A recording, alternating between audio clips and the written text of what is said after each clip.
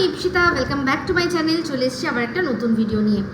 তো আজকের এই ভিডিওটা কী নিয়ে হচ্ছে বুঝতেই পেরেছেন নিশ্চয়ই টাইটেল আর থাম্বনেল দেখে। অবশ্যই মৌ আর মৌয়ের জায়ের মধ্যে এখন যে লেটেস্ট কন্ট্রোভার্সিটা চলছে সেটার মধ্যে আমি বলেইছিলাম আমার চোখ এরকমভাবে থাকবে।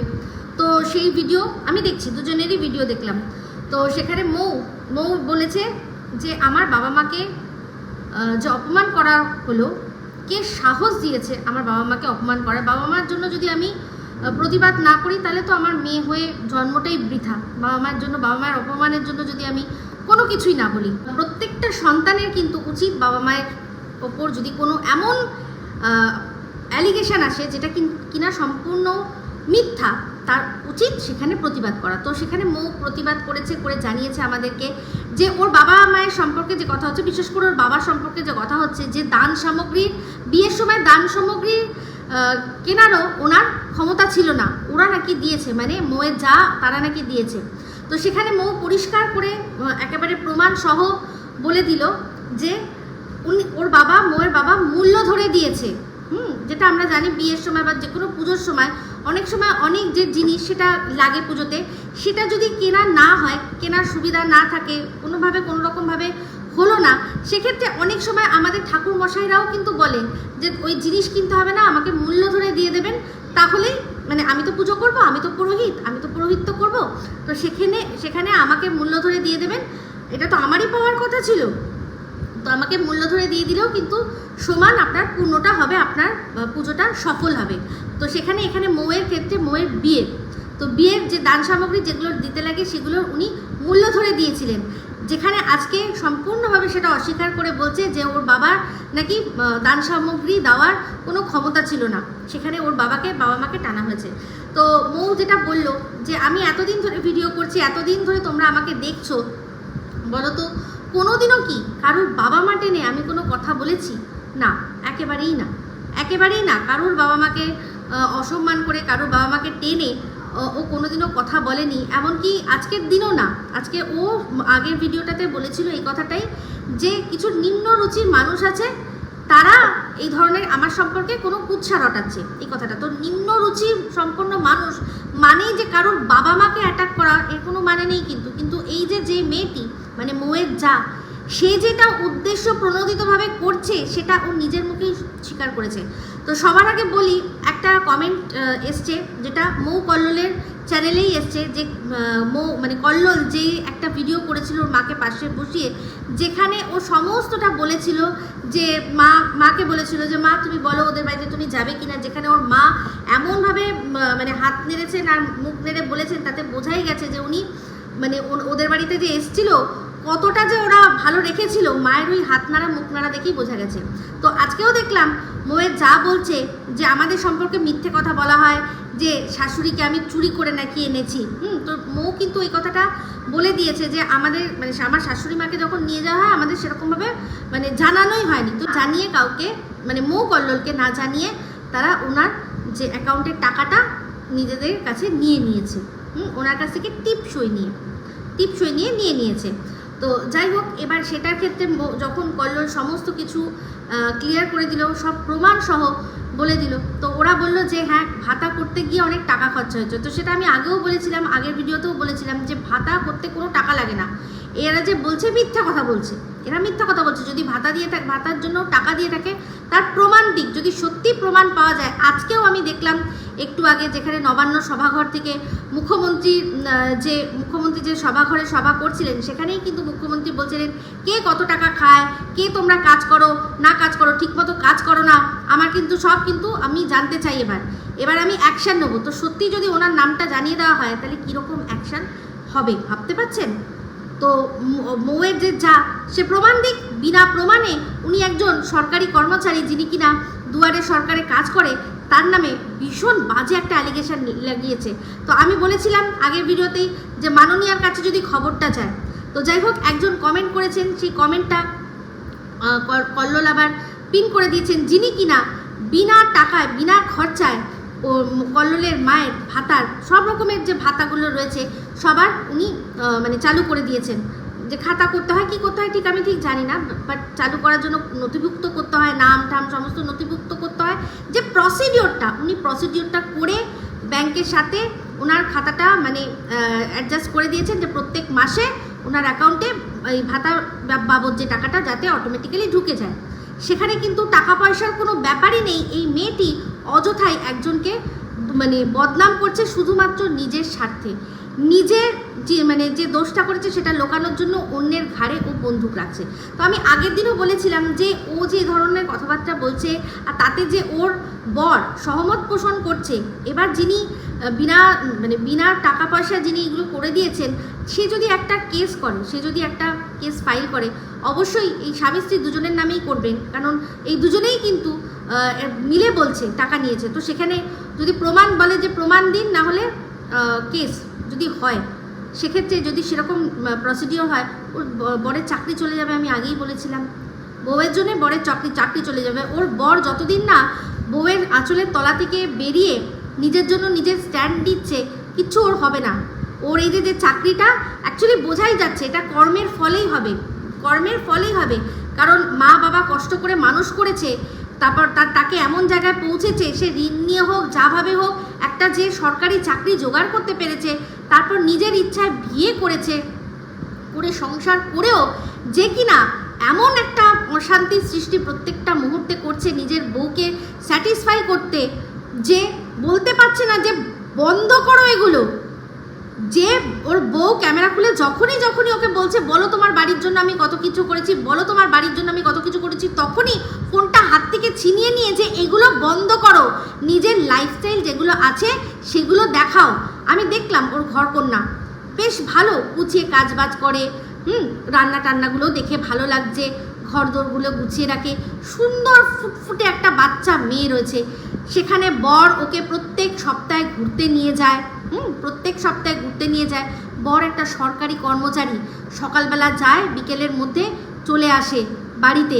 সেখানে বরের সঙ্গ ও পাচ্ছে, বাড়িতে কোনো ঝামেলা নেই, ওদের কেউ নেই, একটা না শাশুড়ি আছে, না শ্বশুর আছে, না ননদ আছে, না দেওর আছে, কেউ নেই। ওর সুন্দর সচ্ছল একার একটা সুন্দর নিজের হাতের সংসার। ও কেন নিজের সংসারটাকে এরকমভাবে নষ্ট করার জন্য উঠে পড়ে লেগেছে এই মেয়েটা, আমি ঠিক বুঝতে পারছি না। আর এর বরটা কেন যে সাথ দিচ্ছে আমি এটাও বুঝতে পারছি না। কিসের এমন মজবুরি যে বউকে এটা বলতে পারে না যে এটা অন্যায়, এটা ন্যায়, তুমি বন্ধ করো, যা হওয়ার হয়েছে এবার বন্ধ করো।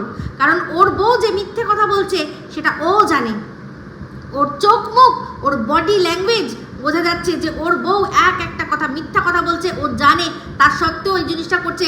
তাহলে নিশ্চয়ই এই ছেলেটিকেও প্রচণ্ডভাবে মেন্টাল প্রেশারের মধ্যে রেখেছে। আর এর সাথে রীতিমতো অশান্তি ঝগড়া, বলা যায় না, হয়তো জিনিসপত্র ছোড়াছুড়ি, ভাঙচুর বা কান্নাকাটি, বা আরেকটা অস্ত্র আছে ভালো করে জানেন বউরা যেটা করে, যে দূরে সরে যাও, কিচ্ছু হবে না, ব্যাস ওখানেই মনে হয় বর জব্দ হয়ে গেছে। যে ওটা যদি আমার বন্ধ করে দেয় তাহলে তো ব্যাস আমার সব গেল। এমনিতেই আজকে শুনছিলাম যে বৃষ্টি বাদল হচ্ছে, ওর একটু রোম্যান্টিক আজকে বেরোতে ইচ্ছা করছিল না, কিন্তু তাও বউ যখন বলল আমি বেরোবো তো বেরোবোই, একদম এই এমন তাকালো না বউয়ের মানে বরের যেটুকু উৎফুল্লতা মনের মধ্যে উঠে আর কি, উৎফুল্লতাটা দাঁড়িয়েছিল সঙ্গে তুমি করে আর কি সেই উৎফুল্লতাটা নেমে গেল, এরকমভাবে ঝুঁকে গেল, বুঝতে পেরেছেন? তো বউয়ের সাথে বেরোতেই হলো, খাওয়া দাওয়া করলো, মানে এই রবীন্দ্র সদন দিকে সব গেল, ঘুরলো সমস্ত কিছু ঘুরলো, বেশ ভালো একটা আউটিং করলো। কি চাই একটা মেয়ের জীবনে আর বলুন তো? বরের এত সুন্দর চাকরি, ফুটফুটে একটা বাচ্চা, তাও ও মোয়ের সাথে, মোয়ের হিংসায় শেষ হয়ে গেল। নিজেই বলছে, নিজেই জানে, বলে যে মোয়ের অপূর্ণ জায়গা রয়েছে, তাও ও মৌকে ছাড়বে না। কি বলছে আজকে পুরো স্পষ্ট বলেই দিল যে আমি নিজের মনের একটুখানি যে ইয়েগুলো রয়েছে, ভাড়াস যাকে বলে, ফ্রাস্ট্রেশন, সেগুলো আমি সেগুলো বার করি ভিডিওর মাধ্যমে। আমার সব আছে, আমি জানি আমার কিচ্ছু লাগবে না, তার সত্ত্বেও আমি কি করেছি আমার শ্বশুরবাড়ির জন্য, আমি কি করেছি শ্বশুরবাড়ির প্রত্যেকটা মানুষের জন্য, সেগুলো আমার একটু বলতে লাগে। আজকে ও বলছিল যে আমাদের রাজবংশী ভাষায় একটা কথা আছে, আমি যখন ওর মুখ থেকে না, আমি জানি ওদের ভাষা রাজবংশী ভাষা, ওর মুখ থেকে যখন রাজবংশী ভাষার কথা বলছিল না, আমি ওর মুখটা দেখছিলাম, মনে হচ্ছিল যে তুই আর বলিস না রে ভাই রাজবংশী ভাষার কথা, এত সুন্দর মিষ্টি একটা ভাষা, এত সুন্দর মানুষগুলো। আমি বেশ কিছুদিন ধরে মানে আমার হাজব্যান্ড দেখে, তাই জন্য আমিও দেখি রাজবংশী ভাইন্স, ওদের ভাষাগুলো কি মিষ্টি মিষ্টি কমেডি ভিডিও। আমার হাজব্যান্ড যখন দেখে, মানে আপনারা দেখলে ইয়ে হবে, হাসতে হাসতে লুটপুট খায়, ওদের এত সুন্দর একটা ভিডিওগুলো হয়, কি পজিটিভ। সেখানে তুই লজ্জা, তুই হচ্ছিস রাজবংশী যে ভাষার জন্য তুই একটা লজ্জা, তুই আর মুখ খুলিস না, চুমকি অসভ্য কোথাকার একটা। আবার বলছে মৌয়ের ভিডিও থেকে জানলাম, বলেছে যে মৌয়ের অনেক মানুষ রয়েছে যার মৌ পাঠায়, মৌকে না কাউকে পাঠাতে হবে না, মৌয়ের ভালোবাসায় লোকে ছুটে ছুটে আসবে, বুঝলি। যেমন দেখ আমি আছি, মৌ কোনোদিনও বলতে লাগবে না মৌ, তার উপর আমি তো আবার কল্লোলকে তো আমি একদম ভাইয়ের মতো মনে করি, তো সেই মৌ কল্লোল দুজনে, কাউকে বলতে লাগে না রে, ওদের জন্য মানুষ এমনি মুখ খোলে। দেখ ওই যে যারা কমেন্ট করে না, আমি তো তাও নয় ভিডিও করছি, এখান থেকে ভিডিও করে দুটো পয়সা পাবো, ঠিক আছে, তাও নয় আমার একটা স্বার্থ রয়েছে, কিন্তু যারা ওখানে কমেন্ট করে, তোকে যারা কমেন্ট করে তাদের কোনো স্বার্থ নেই, বুঝলি।